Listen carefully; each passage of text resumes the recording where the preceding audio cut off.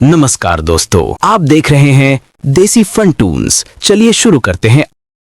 एक छोटे से कस्बे में हर सुबह मोटू उसी रास्ते से कोचिंग जाता था और उसी रास्ते पर एक खिड़की थी। उस खिड़की के पास बैठी एक लड़की पढ़ाई में पूरी तरह डूबी रहती थी। हल्की हवा चलती, उसके बाल उड़ते और मोटू की आंखें उसकी उस मासूम मुस्कान पर ठहर जाती। धीरे धीरे मोटू की दुनिया में रंग भरने लगे और वो लड़की उसके दिल की धड़कन बन गई।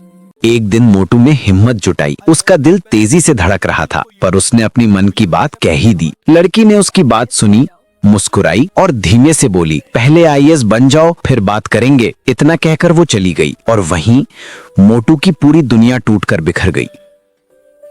उस रात मोटू अकेले छत पर बैठा रहा। उसकी आंखों से आंसू लगातार बहते रहे। दिल भारी था, पर रोते रोते अचानक उसके भीतर कुछ बदल गया। उसने आसमान की ओर देखा और खुद से कहा, अब मैं किसी के लिए नहीं, खुद के लिए कुछ बनूंगा। बस उसी क्षण से उसकी असली लड़ाई शुरू हुई। सुबह की ठंडी हवा में पढ़ाई, रात की नींद छोड़कर 2-2 बजे तक नोट्स लिखना। कभी भूख लगती, कभी थकान उसे गिरा देती, पर मोटू नहीं रुकता था। हर छोटी हार उसके लिए एक नई ताकत बनती जा रही थी।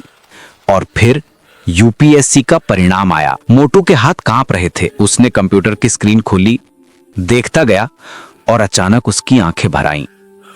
स्क्रीन पर साफ लिखा था AIR 32 मोटू कुमार। उसने धीरे से आंखें बंद कर ली और उसके चेहरे पर वो मुस्कान खिल उठी जो शायद उसने वर्षों बाद महसूस की थी। कुछ दिनों बाद वही लड़की मोटू के कार्यालय की दहलीज पार कर अंदर आई। वो पहले से बिल्कुल अलग दिखाई दे रही थी, शायद पछतावे का बोझ उठाए हुए। वो बोली, सॉरी मोटू, क्या तुम मुझे एक मौका दोगे? मोटू ने उसकी आंखों में देखा, एक लंबी सांस ली और बहुत शांत स्वर में कहा, मैं बदला नहीं हूँ, बस बड़ा बन गया हूँ। प्यार में मैं असफल हुआ था, पर जीवन में सफल हो गया हूँ। ये कहकर मोटू अपनी कुर्सी से उठा, बाहर खड़ी अपनी सरकारी जीप तक गया और आईएएस अधिकारी की शान के साथ उसमें बैठकर निकल गया, क्योंकि अब उसका पूरा ध्यान केवल एक ही चीज पर था, कर्तव्य।